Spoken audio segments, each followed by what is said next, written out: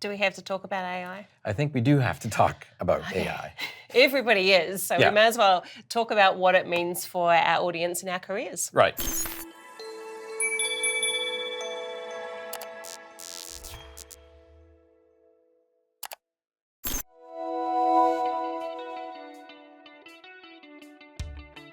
Welcome to Update and Restart, the show that checks your career for updates, downloads and applies them. I'm your co-host, Sonia Cuff. Hey, and I'm Rick Claus. Good to see you. What are we going to talk about today, Rick? I mean, we are here to help IT pros navigate what their career looks like in the modern day. And you and I may have a bit of a long career in IT, as a lot of our friends. What was kind of your first experience with IT? Well, as I like to say, the way I explain how I got started was literally I was the guy that jiggled the cable to get the printer to work. Way back when, as you can probably tell. But seen a whole bunch of different waves coming through, and AI is one more wave. And if you get nothing else from this particular episode or this particular series, just if you have one thing, remember, this is one more tool for your tool belt. Do we have to talk about AI? I think we do have to talk about AI. Everybody is, so we may as well talk about what it means for our audience and our careers. Right. So you know what? Let's just cut right to the demo.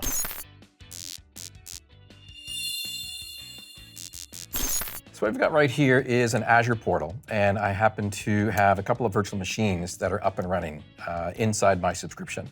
And if I pop up and choose Copilot in the top right corner, that's actually Azure Copilot, chat interface to be able to interface and work with my resources inside of Azure. And just out of the blue, I'm saying here, what activities can I perform on these virtual machines? Now, note this, not specific, very general. And it's going to go in and take the context of the window and my security principles and determine that these are the machines that I'm talking about. But before it does, it's going to confirm.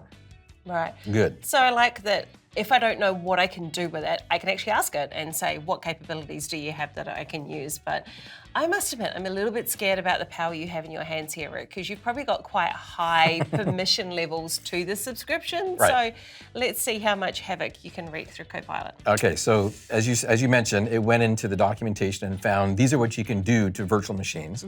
So I'm going to choose, let's stop and deallocate all virtual machines. What? That's the scary part. Like all in the subscription, all? Well, the good thing is Copilot's going to think about that, have the same level of responsibility that Sonia has, and it's going to say, hey, wait, confirm this please for me.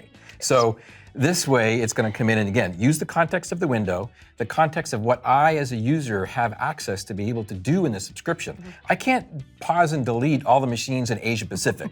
It's only the ones that I have access to, and then even more so, it looks and sees what's on the screen and then says, hey, are these the ones you're talking about? Okay. I'm going to confirm. Human in the middle to be able to go off and do something as far as an action is concerned.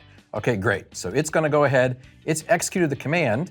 Let's actually see if it did the correct thing. So I'm going to say, what is the current status of these machines?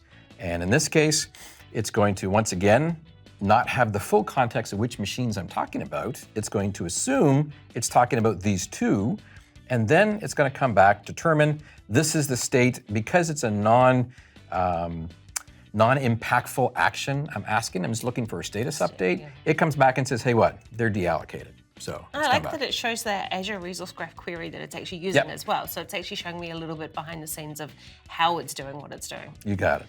And so here I'm going to go in and say, you know what? Let's actually start both of those machines back up again. So once again, context-wise, it looks to see what's on the screen. It goes ahead and issues the result. I've confirmed that these are the machines I'm looking for, and boom, it goes ahead and starts these machines.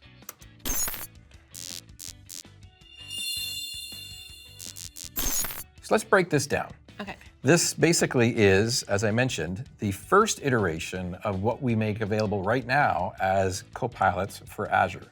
And in this environment right now, it always works safety under the context of the person issuing the commands. Yep. So it can't go and wipe out everything across the entire subscription. Good to know. And we're looking at it both, as you called out, from an educational perspective, what can I do, how do I do it, as well as a take action perspective of do something, but before I do, if it's invasive or potentially destructive, it's going to ask you first. So we've got a lot of guardrails in place for how this particular thing sets up. So I was thinking about how you might use that with a help desk. So if you've got like a first level support of IT troubleshooting, you might give them permission so that they can do things like their status checks. But with our role-based access control, they don't have permission to even attempt some of the more dangerous maneuvers. But even if they did, if they've got those locked down permissions, Copilot's not going to action anything outside of those security boundaries. But not only that, I don't have to teach them how to use the portal. Right. So I don't need to teach them about how to find the virtual machine, which buttons to press and boxes to tick. They can use that natural language through Copilot to do things like that first level of troubleshooting, like is this machine actually currently running or not?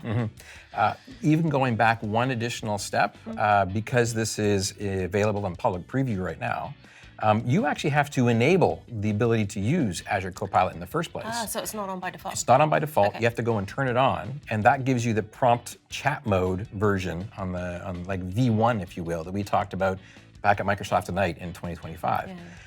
And the other thing you have to worry about with that is it's not open to everybody. You can choose to make it open to all users of the portal inside your subscription, but what we recommend is you go in first and put up some additional guardrails, like you mentioned, with role-based access, and choose who can actually go and use this interface to be able to go and do it. You could open this up to your auditors, and they will only have access to read-only access to all the resources, as an example, for doing their FinOps checks or looking at the resources that are available.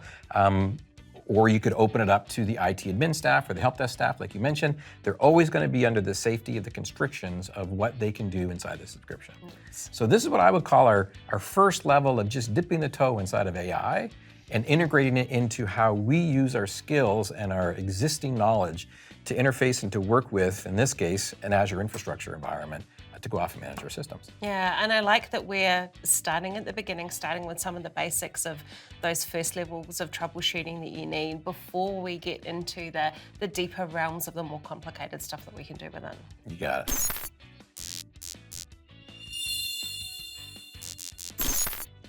So it always works in the demo, Rick. How can people go and learn more about this? Like, what is there for them to do to start learning more about AI? Right. So this is where we have a segment talking specifically about some additional resources to be able to go off and learn about this and learn about this concept. And the one that we're going to be talking about right now is a particular learning path that you can go off and try, AI concepts for developers and technology professionals.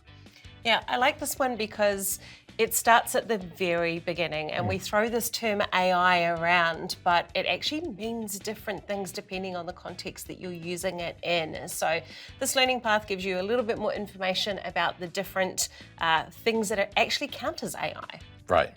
Now, this is something you can go off and take a look at right now. The URL below, aka.ms/AI-concepts, if you want to go off and take a look at it later. It's there for you to be able to try out. So now for something a little bit more lighthearted.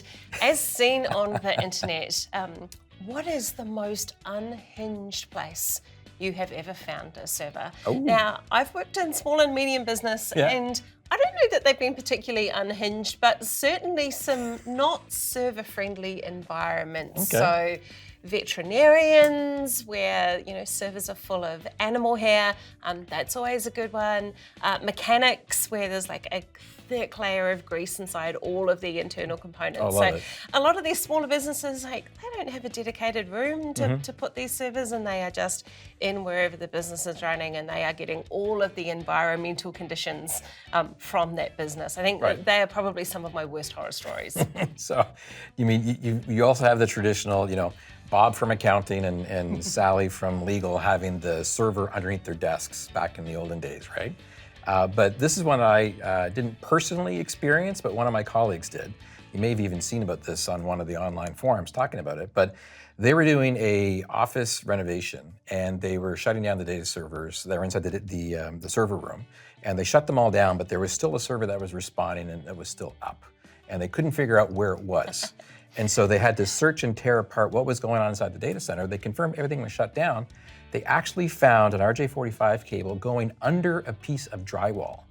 Wow. And they had to remove the drywall and open it up, and there was actually, and this is dating me here, a Novell NetWare server running to this day, covered and caked in dust, behind the fake wall that someone had put up that was just making sure they're still running. That's definitely unhinged I'd and love to see discovered. the amount of uptime on that server, right? That's reliability for you. Absolutely crazy. So what do you think? This is the first run of what we're trying to do for this particular show called Update and Restart. We'd love to have your feedback. Share some stories, give us some suggestions on topics that we should be covering as far as being able to enhance and update your career real time, like with hot patches or with updates and restarts.